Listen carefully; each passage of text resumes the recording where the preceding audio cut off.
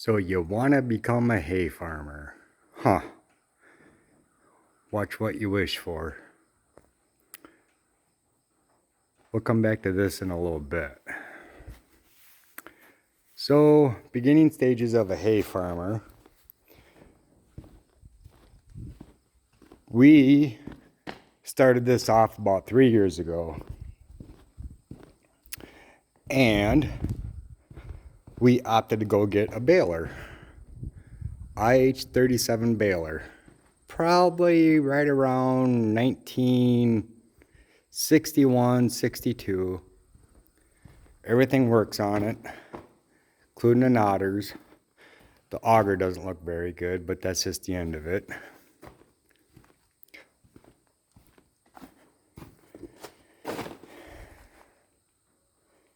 And this thing will eat grease like you wouldn't believe. So about every 3 acres or so, I stop, re-grease it, and it loves grease. So, back to this little venture. I have some family that bought a 13-acre property. On that 13-acre property, there was 5 pastures that wasn't being used. One of those pastures I disced up with a really big disc, a lot bigger than what I should have had. And I pulled it right here with my Super C, 1954. It's got hydraulics on it. Only thing it doesn't have is power steering. I missed that. Yeah, so on the Super C, you can see here we got doubled up in weights in the rear. Got a wide front end, weighted. And then we have this big blade out here in the front. This blade here is probably, I don't know, 350, 400 pounds. But it sticks so much farther out in the front, it gives you a lot of downward pressure, which on a small tractor it really does need. So back to the story, we went and found a IH-37 baler over there. And the story behind the baler was every 5th knot on the right knotter, it would drop the knot, break, knot tie, whatever. Every once in a while, the one on the left would do it, but it was like every 15, 20 bales. So we went up and we looked at it, and mind you, this is about an hour and a half away. And he kept pointing right here. This knotter right here keeps dropping every 5th bale. It won't tie. Got to stop, undo everything, restring it, blah, blah, blah. This one here was like every 10, 15 bales just drop a knot, but it would just keep knotting. Well, obviously it's wear. Right now it needs to be cleaned out. We just bailed with it the other day. Haven't gotten around to cleaning it out yet. On these balers, you have to keep this section right here clean. Now granted, if you got 5 acres to go bale it. Don't stop every, a third of an acre, clean it out. But what happens, all this stuff down here, all these knotters, all these gear mechanisms, they get all wrapped up with all this grass as the grass builds up. It gets wrapped up, throws the knot, you're done. So I figured out that I can get away with 5 acres and a lot of grease. This thing loves grease, so I grease it a lot. From there, if I'm done with 5 acres, we're running wagons, I'll come back, I'll clean all this out, grease everything. Everything, like literally, this thing loves grease. So from there, we went and got some twine balls from the local farm store. Won't be doing that again any day soon. Either it was too thin, bite into your fingers. Now, if you know what I'm talking about, you know exactly how bad this hurts after like 15, 20 bales. You really want to give up. That stuff over there has got the really thin twine on it. So we were down complaining at another farm store, and they sold me some stuff. And this here is a green twine right here. And this stuff is a lot thicker. Not as much in the twine ball, obviously, because it's thicker. And it does not bite into your fingers. These knotters love that thick, heavy twine. I can tie this off, run new twine balls, tie it off, makes a bale, get off, cut it, and then it just keeps making bales. It doesn't drop a knot, doesn't do anything. As long as you grease it really, really good and use the correct twine. So, we got the baler working. We had to come over and we had to take the bale chamber blades out. I don't know if you can see it. There's one right there. There's one right here. And mind you, this is dangerous because you're working with very sharp steel and it's hardened. So you got 3 bolts on this one, you got 3 bolts on this one. You have to cycle the plunger back and forth to get this one here out. I got them out, ground a really nice sharp edge on them, put it back in, sharpened and adjusted the twine knives up here. And this thing is a dream to bale with. It's a smaller baler. I can get in and out of gates, lickety split. Doesn't do anything. It's great. So when we first started doing this, we didn't have these chutes on. We were just dropping them on the ground, and we'd come back, get a wagon, pick them up. We did that for like a year and a half, 2 years. This year, we put the chutes on. Get the chutes. Now, if you're on flat ground, you can get away with running one of these. So I run this baler. I don't know if you can see it up there. There's a hay rack sitting right there. I can get about 80 bales on that, but we're on fairly flat ground. If I get into any hills, I do not run it. It's too much weight, and it's too much weight for the tractor. If you go to stop, all you do is slide. That's not, no, don't do that. That's bad. So, we got a Super C, rebuilt engine in it, all new oils, new tires. So that was a whole set that I bought. It was a Super C, the grater blade, cultivators, 2-bottom plow, and I believe that is a 7-foot sickle bar. We were actually doing it with this at first. This tine here is bent. We replaced that bar in there that lifts everything. After we replaced that bar, this just got to be a big pain. I don't have a torch out here, so I never got a chance to straighten it back out, to line it all back up. Otherwise, it'd take about 10 minutes to mount this instead of an hour and a half, beating on everything. And finally, I just had enough. With that, I had went and bought a hay bine. It's not the one I wanted. Obviously, it's quite a bit bigger and heavier than what I wanted. This here's a 9-foot New Holland 469 hay bine. Got it at a Steel. Yes, the Super C does run it. I don't like it on there. It's too heavy, too tongue heavy. It absolutely runs it. It's just a hay bine. So she's not pretty, but for the price, couldn't go wrong. Had to replace this bearing. Had to replace this spider bearing. Replaced all the sections. And probably a little over half to 3/4 of the rock guards got replaced. Had to replace the bushing down here. So everything that is a wear point on this, or a wear item, I have extra of. You have to have that on hand. Sections, rock guards, those bushings. I bet there's at least 2 or 3 bushings around here. I just got to go look for them. Unfortunately, I got a busted spring. I do need to replace that. It helps the head to float. This very much goes behind the Super C. And it just eats everything. Now this here's another item that very much loves grease. You have to grease these things. The rollers aren't horrible. They're not great, but they're not horrible. I've seen way worse for a whole lot more money.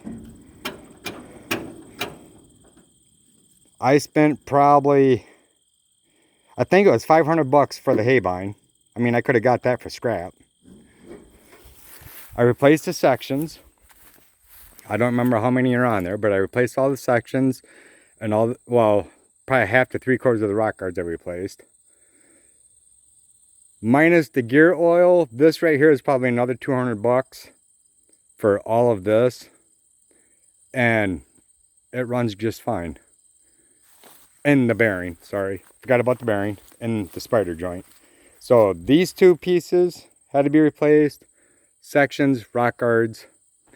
And you have to have this stuff on hand. Because if you go down out in the field, you don't want to be running around trying to figure out who's open, where to go get it. Get them on hand. You go to buy one, buy two. You go to buy three, buy four. Always have at least one extra one on hand. The belt here needs to be replaced. That'll probably be done here this fall. It still works. The wobble box is fine. Again, it eats grease. It eats a lot of grease. And you just got to keep greasing it. Everything. Always. When we got this hay bine, the gearbox back here was kind of, sort of seized. Kind of, a little bit. Not really. I could kind of rock it. What it was, there was a bunch of sludge down here in the bottom. And I cleaned all that out. Cleaned it out with gasoline. Drained everything. Cleaned it out with diesel. Hooked it up to my Super C. And ran the PTO at idle. I bet I let this thing run probably 20 minutes at least. Maybe a half an hour. Came back. Pumped all the diesel out of here. Filled it all up with gear oil. Been in there ever since. So you're going to have to figure that out. You don't have to go buy, you know, a $10,000 hay bine. You don't have to buy a $4,000 hay bine. You don't have to have, you know, a $15,000 tractor. You don't need to have a $6,000 baler. We do all this. We bale all this. We cut it. We bale it. We sell it. And we'll get back to the selling part. We just got done doing a core test or a soil sample. And we just planted this last big field. I think it was last spring. Timothy and Orchard. And I wanted everything to come in good, and it has. Probably another week or so, we'll probably be getting another third cutting off of it. Here's a running gear. She's ugly, but she works.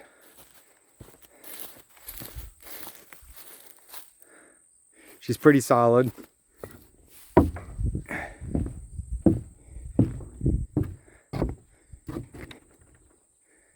We got a roller bar rake, side delivery rake. This rake here isn't mine. This here is my nephew's. We were using this in here for a while, but then we kind of went off and did some other stuff. And then I ended up buying a rake. It was an International. So we've been using that one. So back to this whole hay farming thing. So the big field down here is, I think it's just a tad over 5 acres. So with 5 acres, we are pulling roughly right around, right now, we're pulling about 75 bales an acre. 3 cuttings. But I believe it can do a lot better than that. So we went and did a soil sample or soil test. We did it. We went to our local extension office and got it. I suppose you could probably go to your fertilizer guy. He could probably help you out. He probably even has a probe. Follow the directions and what they tell you to do, which is exactly what we did. Now, mind you, I've never done this before until about 4 years ago. I've cut hay, but I was never one to make the call when to go bale it and when to do what with it. So I'm gonna go for a little walk. Got a couple potbelly pigs down here. This field here I dissed about 4 years ago. This here's a small one. This here's probably, I don't know, a little bit over 1/4 of an acre. The dead stuff in here, that is because we do a lot of turning around in here with wagons, hay rakes, tedders, balers. A lot of stuff gets parked in here. Down here is a long driveway. Then over here is the 5-acre plot. This is all pasture. So if you've never had your soil tested, get it tested. I guarantee this probably has not been tested in a very long time. Obviously it was a pasture, and most pastures are just neglected. So definitely get it tested, get your soil amended, and it goes all the way back to right about right where that fence line down there is. And then it comes all the way down, comes back around, comes up back up the driveway, comes back down around the fence, and goes back down and around. That is 5 acres. This takes a lot of work to do this. The other thing you got to keep in mind, when it's 95 degrees outside, you want to go bale all this, whoever's helping you, make sure that you feed them. Make sure that you give them plenty of water. Nothing is worse than not being able to find anybody that won't come help you bale when you need it. Me and my wife do this. Sometimes my daughter helps. My daughter's 16. I'm 52, so my wife is a couple years younger than me. We also have the husband of the family member that they bought this property on. When he's done with work, he comes in, he helps. And then down here in this corner, wherever it's at, wherever that post is, it goes down around all the way out to the road, comes back, and it comes right back up through here. This one here is probably another, I don't know, half acre. It's probably about half acre, 1/6 of an acre maybe. So, plus we cut and bale 2 other fields. Sometimes, not always. Anyways, back to the whole help thing. Keep the tempers calm down. You will find very fast, you get mad out here, something dumb happens, something breaks. They start getting on you. You can't just start yelling at them. Just send them off, let them go cool down, rinse off, get something to drink, something to munch on. Because when you get back up and running, you're going to need them back down there.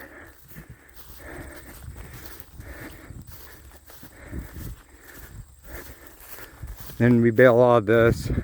Goes up around the corner. There's like a little knoll over there. Up around the corner. Comes back down around. So, the big field down there, the big 5 acres, right there, they were renting that out. I don't know what happened. I don't care to know what happened. This pretty much got thrown in my lap last spring. So we had to hurry up, get it dissed, because they had corn in it. We had to get it dissed several times because we had to get rid of the corn stubble. Yes, the Super C did it. Pulled a big 10-foot disc. It's not big, but for the Super C, it's quite large. And then we had to go, I think there was like 8 bags of seed that went in down there. That stuff is pretty pricey. So, if you want to get into hay farming, you don't need to spend a lot of money. This unit right here is the most expensive unit that we have. This year came in at, I think it was like $2,400, but we needed it. We do grass hay, we do Orchard and Timothy, and that dries weird, especially early spring. It's a bear to get dry. So we went and got the tedder, and lo and behold, our drying time was again cut in half. When we were cutting with the sickle bar, we were just cutting, laying it down. It was almost 7 to 8 days. If we had any humidity in the air, it wasn't dry. So then you were approaching like 10, 11, 12 days. So another idea that we came up with was to use a crimper. You can see just barely any of it right there. Right there. And that has a sheared woodruff key, so the bottom roller doesn't like pick up none of the grass, hay, whatever. So with this, you can go spend, 100 grand if you want. You can spend 20 grand if you want. With all this stuff right here, I think me and my wife figured it out about a month or so ago. I think we were only sitting with like $6,000 worth of equipment, and it still works. So, get your soil tested. Get it fertilized or amended. Get your soil amended. Then the following spring, we're gonna do the amendments here probably sometime this fall yet. Let it get good in the soil throughout winter, spring when everything grows. Probably by mid to late April, we're gonna come in with urea and spread fertilizer, and that will kick everything. This is the first year that we've done any of this. So we're just looking for a lot better crop. So I believe we were like right around 75, 77 bales an acre. I'm hoping to approach 115 to 120 bales an acre. Hoping. First and second cut. Third cut, well, whatever you get out of it. Because I'm not going to push it that hard to keep third cut going that great. If we get it, we get it. So with that, back to this. Hay farming, huh? So here's the problem with hay farming. You can look at the weather map all day long, doesn't matter. You can be out a week. No rain in sight, no clouds in sight. This right here. We were baling. I think we had 145 bales done. Picked up on the wagon. And as we got the last bale loaded, we looked to our west, which is that way. And lo and behold, here comes the rain cloud. My wife immediately jumped off the wagon, pulled up her phone, and looked. There was nothing there. Really, because there's a rain cloud right here. So as time went on, we watched it as we were unloading the wagon, because there's a door right there that we can open, plus we can open those two. We watched it, and I walked out this door over here.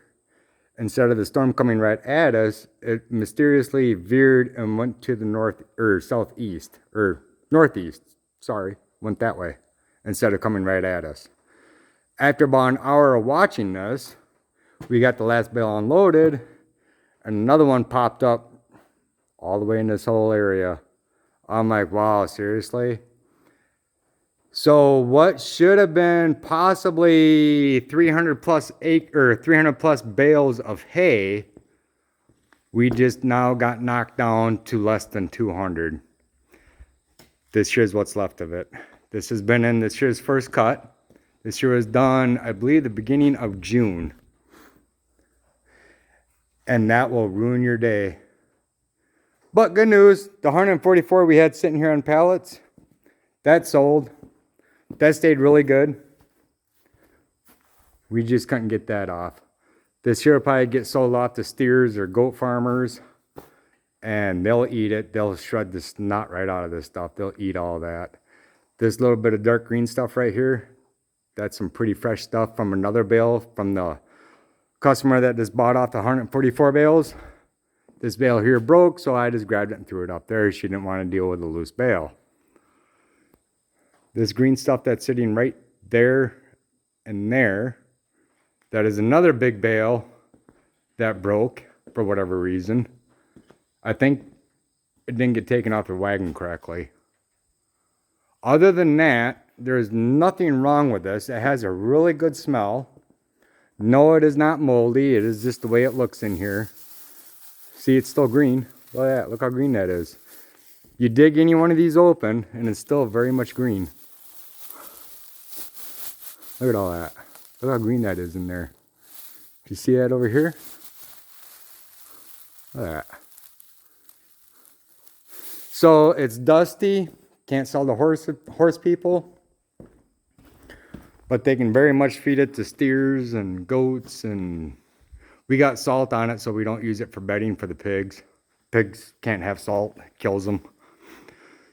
So you gotta be prepared for that. If you ever want rain during the summertime, go cut whatever, 3 acres of hay, and you will get a mysterious rain shower out of nowheres. Any other time that you're not cutting hay, nope, it's fine. It just remains hot.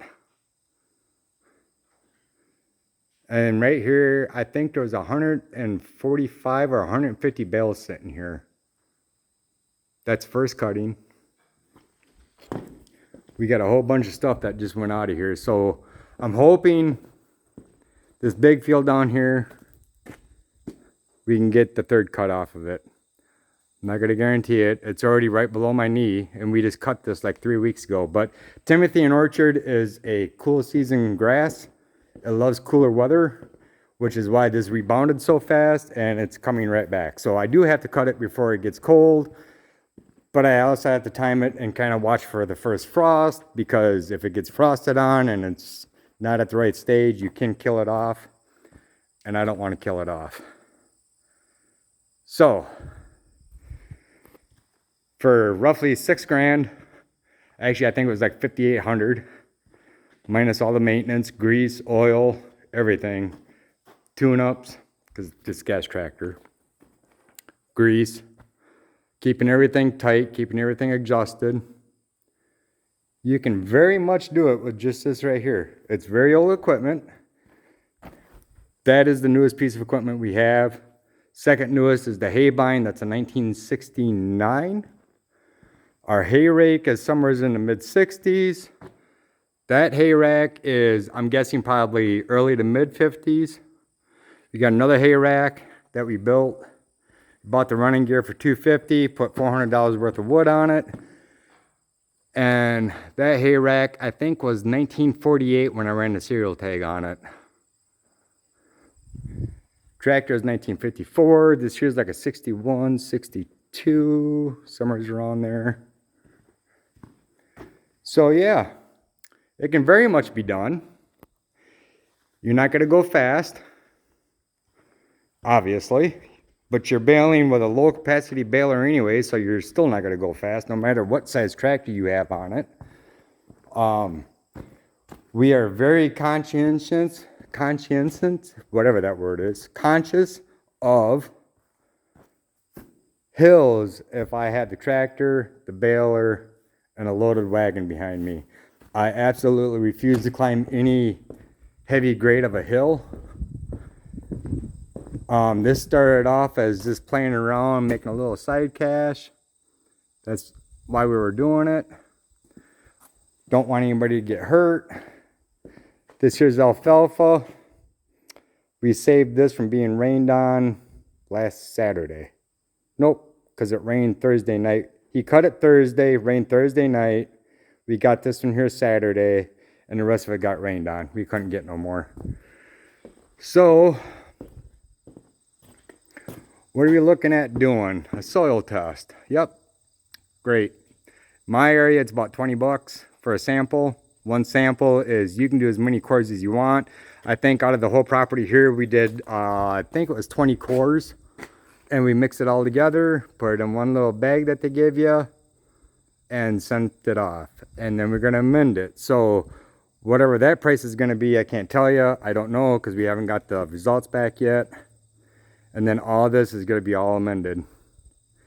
Next spring, treated urea, I'm going to guess, I have not a clue. It's all over the place on the internet. When I tried to look up a price, it was anywhere from like $5.75 per ton all the way down to like $3.25 for second cutting, which you're getting into like July. I'm gonna guess $3.25. We're probably gonna have 600, maybe 700 pounds of treated urea come in, so maybe 150 bucks. I don't know, 120. This just a guess. So then we weren't cutting until June because we had to wait until all the rain stops. Well, this year, this coming year, 2025, I think I am going to attempt to cut mid-May to late May. Reason being is because this one here came in so much later, it's cooled off. And I want to see if I can kind of speed that up a little bit between first cutting, so mid-May, late May, depending on weather, rain mostly. Get the first cutting done. Second cutting, I would like to pull probably right around mid-July. Then third cutting, I'd like to get done right around September. Because everything I've been reading about Timothy and Orchard, they do tell you Labor Day. And that's when you should have it cut and done. The week prior, week of, or week after. Well, I cut this one here 3 weeks ago and look how fast it's coming in. I don't want no weeds in it, so we're just gonna mow it. Hopefully we can get it baled. If not, I'll take a brush hog to it, mulch it up for fertilizer, let it eat itself, and we'll go from there, see what else happens. So we got soil sampling, we got amendments, gonna have fertilizer. That right there alone, I think is gonna be like right around $800-900 just for those three things. So we just did the soil sample, gonna do the amendments. That's probably gonna be 170, 180 at a guess, I don't know. Another probably 170, 180. Now these are just guess numbers, so you can't quote me on that. For all I know, it could be $800 by the time we get from point A to point B. But fertilizer, I'm gonna guess they're gonna get you pretty good on that, especially early spring, because everybody's buying it, demand is up, and price is gonna go right along with it.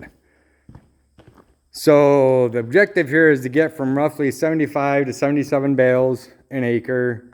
Gonna attempt to get 120 bales an acre.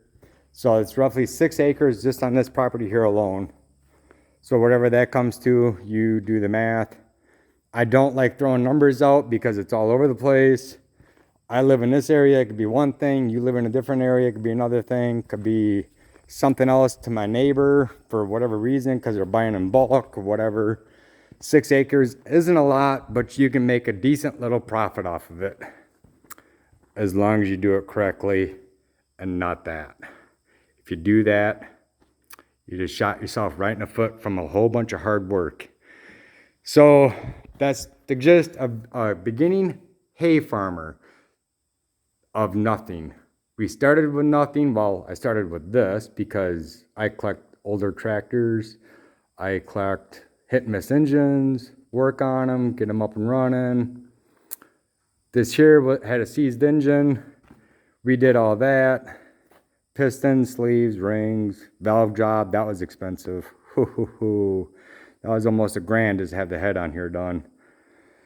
I put the wide front end on here, not for stability. I know everybody thinks that. I did this for weight. These wide front ends, probably about 450, 500 pounds. These are heavy. It's a bear to steer, especially even if you're moving, because you get out in the field, you know, you hit a bump, kind of jerks the steering around. So you're constantly fighting the steering wheel. So 450, 500 pounds for the front end. This big beefy boy, that thing is just stupid heavy. I don't even know what this blade weighs. I bet that blade is, God, I bet that's 250 pounds. That thing is just stupid heavy. So I got enough weight to keep me down in the front. That's why I have this. That wide front end does not stop you from tipping a tractor over. Don't forget that.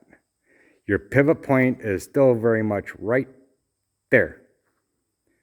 Why is that important? Because that pivot point right there comes through right there, it goes right on through, is the same pivot point as a tricycle. It doesn't move. That pivot point is still there. You start coming over, these little rods, check this out. So when you buy a wide front end for a Super C, you get a little rod. See if I can get on one. I'll show it to you. There's one right here. Actually, there's one on each side. That's a rod. That's a bumper. That's a rod. That's a bumper. These flex. These do not stop this axle from going up. If I get into a ditch line or pulling out of here and I get into a really steep angle, that will physically go up. There is so much weight on this thing, that does not stop you from tipping over at all. These are just rubber bumpers. That one's almost shot. Probably need to replace that one. As you pivot left and right, it doesn't matter if your pivot point is here or if your pivot point is down there. It doesn't matter. That pivot point is still in the same spot. You will still tip this over just as easy doing the same stuff. This is only on here for extra weight. This is on here for extra weight. This bad guy, I can put, we just put in 5 gallons. I think there was 2 gallons in it when I added, so there's 7 gallons of gas in here. I can cut, I can ted, I can rake, and I still have like 1.5 inches, 2 inches of fuel left. But to be fair, I fill it up with another 5 gallons, hook this up, go hook the wagon up, and we go bail. This thing is super easy on gas. When I get my International 706 up here, that's gonna be a whole different story. This here old girl is gonna go back over to being just a tedding and a raking tractor. I don't like being hard on her. She's been a good old girl for like the last 4 years. That's how long I've owned it. 5 years, I believe. 5 years we've owned it. 4 years we've used it. 3 3/4 of a year we really used it. So we do have an IH 706 coming. I gotta get in and do some clutch work on it. Other than that, that will be the new baling tractor, hauling tractor for the wagon, wherever it's at, right there. Actually, we got 2 wagons. And then this here is just a dedicated tedder and raking tractor. She's been a good old girl. 706 will also be mounted to the disc. Because this here will do it, but it's only in first gear, and I don't like it. But I can pull that 10-foot disc hubs deep. I have a video on here. You should go back in the YouTube channel and look for them. Except when I think I videotaped that, whatever that's been, 3.5, 4 years ago, when I videoed that, I was actually pulling that in second gear. And it's hubs deep. I mean, that's, gosh, I bet that's already 7.5 inches deep on all the gangs. So it very much does it. It doesn't like it, but it does do it. Again, we have small acreage here. I'm not out in a 50-acre field. If I'm losing traction, then I just stop, raise it, stop, and downshift into first gear, start going, put the disc back down, and then it just pulls right through it. I try not to beat on this. I don't like beating on her. She's old. She's been around this long. I believe it was bought originally from International for a township. That's why there's yellow. See the yellow? This whole thing here, in certain spots all over the place, there's still yellow. And it shows up everywhere. And I think they used to use it with the sickle bar. So then they probably sold it back to a dealer or traded it in. The dealer probably sent it back off, got it repainted, and put back on their lot and resold. And then 50-some years later, I buy it. She's a good old girl. She's a little workhorse. Yes, I do have it straight piped.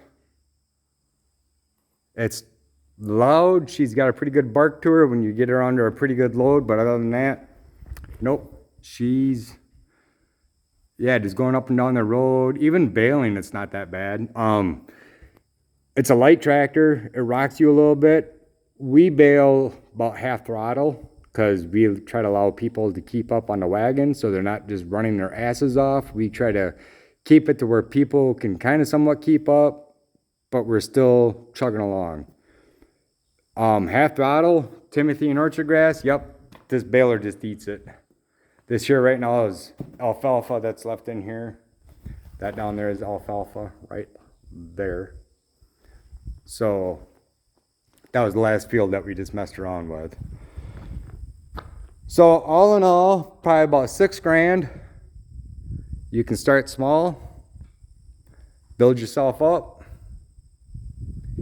go get your soil tested, get it amended, get it fertilized. So let's say $7,500 worst case scenario. And we try to sell our bales between $4 to $6 a bale, depending, this year it'll probably go for like a buck and a half. Good stuff. Yeah, we try to keep it between 4 and 6. If we can't get it, we just hang on to it. If they don't want to buy it, we take it to auction. You can get $6-7 a bale down there. Fine. I'll take 1,000 bales down there and sell it off. As long as you know what you got in it, you're good to go. So I think that is probably all for now. So, yep, about 7,500 maybe. Unless you got a small tractor floating around, somebody's got a baler that they're willing to let you use, hay rack, a rake. You can start it, but you don't need to have 20 grand. It's work. If you don't like heat, stay away from it. 95-degree day, you'd be like, well, I'm on a tractor. Yeah, but all this heat right here comes right back here, right where you sit, and it just cooks you. 95-degree day, it's probably 110 on the tractor. So when we get ready to bale any specific day, when we get ready to bale, that morning about 8:30, we come out, we ted. Probably by 10:30, 11 o'clock, we rake. And then most generally by 1 o'clock, 12:30, 1 o'clock, depending how fast everything dries down from raking. Most generally, by the time we rake, it's pretty dry. But most generally, it's 12:30, 1 o'clock. So we'll bale out here till about 4:30, 5 o'clock. 4:30, 5 o'clock, the dew starts setting in. We're down in the valley. We're down between some big hills. And that's another reason why these chutes got put on. We pull the wagon now because putting bales on the ground in a valley is not a good idea unless you can immediately come in behind it and pick them up. If you can't, pull the wagon. Be careful. I think you'd be surprised on 50-pound bales how fast that weight builds up on a wagon. Even a small, I think the first wagon we built was 6 foot by 14 foot. We did that specifically for the Super C so we can't overload it. With that, that's why that wagon was built so small. But even at 50 bales or 50-pound bales at 70 bales per load, 7 times 5, that's already 3,500 pounds, plus 12 to 1,400 pounds for the hay rack, plus 2,800 pounds with this, plus the 4,800 pounds with the tractor. You got a lot of weight that one unit there is trying to get stopped. This hay rack up here, that is an 8x14. We can fit probably 120 bales on there, but we do not do it with this tractor. We keep right around 65 to 70 bales. Because again, with all this weight, I wouldn't be afraid to pull 120 bales on that wagon if it was this tractor. Because here we're mostly flat. But I won't do 120 bales with this baler, the wagon, and this tractor. It's too much for it. Too much to get stopped, too dangerous. And my biggest fear is when you're baling like this, my biggest fear is somebody falling off the wagon, I can't get stopped, and you roll up over the top of them. So there's a lot that's going on when you're baling. You got to pay attention to it. Keep your wits about you, and you should be good.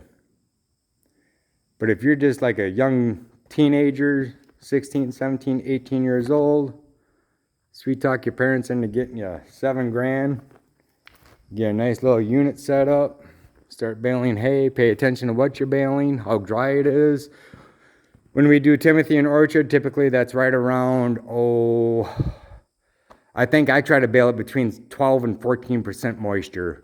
I don't go over 15. 15 you get in, it's not wet, but it's damp. I don't like mold. We don't use no preservatives. This is just straight baled and stacked and then sold. Anything over 15 for Timothy and Orchard, you're just asking for trouble. You get above 20 and you're asking more than trouble, you will probably burn a barn down. Just don't do it. So yeah, we try to stay between 12 and 14%. And this little baler, it's ugly, but she will chuck a bale so fast. I can actually, with the Super C and everything hooked up, I can actually run the Super C fast enough that this baler will outpace anybody on the wagon. How funny is that? That's why we go about half throttle. Then there's two people on the wagon. One grabs stack, the other one grabs stack, and then they just constantly go back and forth. That, and it's really hot outside, and nobody wants to be outside when it's that hot, especially working that hard. So we go about, I think it's 5 layers high on the one wagon. This wagon here, we can probably get up to about 7 layers high if we did it full. But that one we won't find out until we get to 706 up here, where it's got some weight behind it, and we'll do it that way. So this is our farming adventure. We kind of got somewhat thrown into it, sort of. We got the baler for doing the small pastures. We pretty much got gifted the, well, I wouldn't say gifted, but handed the big field down there, the big pasture, the big 5-acre one. So now we do all that, and why not make a good go of it? It's a lot of work, not gonna lie. End of the day, when you're done baling, you will not ever want to look at another hay bale, at least for 35 days. Once 35 days is up, you're like, hey, I should go cut hay. Then you start all over again. I think we're between 32 and 35 days for our cutting. So yeah, we got handed that, make a good go of it, see what we can come up with. The other thing that we're looking at possibly purchasing fairly cheap is a hay elevator. We'd like to no longer than 40 foot. 40 foot is about all that we need. Right now we're in a machine shed. They do have a barn down here, but I doubt we're going to put anything in the barn. Right now we can probably get all this here loaded up with a bunch of hay bales. And if you get all the way up here to the ceiling, that's probably 15 foot up above. We could probably stack all that in here, keep it separated first, second, third. And then when somebody comes in and buys, tell them which one it is, set up the hay elevator, pop it on, dump it right out here at the end, right where they'd park. And that, because this here is where we normally load people, but we walk. And the more you handle a bale, the less money you make. Remember that. If you drop a bale, keep it till the last. Don't stop everything and constantly pick up bales. Got to be smart about it. Especially if you're only starting to sell them off at $4 a bale. The more you handle it, then less money you make. And you got to keep all your maintenance supplies. Your sections, your rock guards, any tines. Not so much on the baler, that's just twine bundles. But you do need to have a bunch of grease, some oil, twine, which just goes right in here. She's rotted. They still fit in there. And this here's the big heavy green stuff. This here is so nice, it doesn't bite into your fingers. If anybody knows what I'm talking about that's handled bales, they know that a thin twine will bite your fingers so bad. After 20 bales, you're ready to give up. And then you're still not done. You get done baling, you get done stacking. Now you got to go clean up this mess. As I'm telling you to go clean up your mess, mine is all messy. Well, we're actually getting ready to go bale again tomorrow. You gotta clean up that mess. The hay bind needs to be cleaned up. This down here needs to be all cleaned out. And then greased. After our last cutting, if we get it, I'm hoping we can, this baler here will be down, cleaned out, pressure washed, blown out, greased, then put away. And that's just to make sure nothing seizes up on it.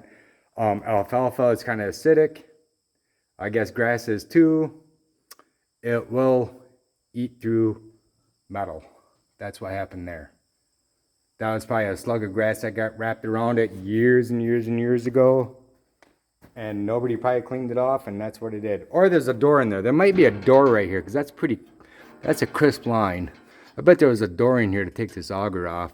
But that's a bad hole. But the auger's still good. Figure out how everything works. Be safe. You don't need to have a live PTO. It helps, but you don't need it. You got to pay attention to how you rake and go from there. If you do a decent enough job raking, this here's a 4-foot pickup. I can fill this chamber right here. I can just load that chamber up, and that Super C there will just munch it. You don't think it would, but that 200-pound flywheel right there, that helps. So yeah, there it is. Go start your little hay farming business. You be good at it. Get your buyers set up. Because if you fertilize and you're doing 6 acres, you gotta be approaching really fast about 2,000 bales. So get your buyers set up, sell them. See ya.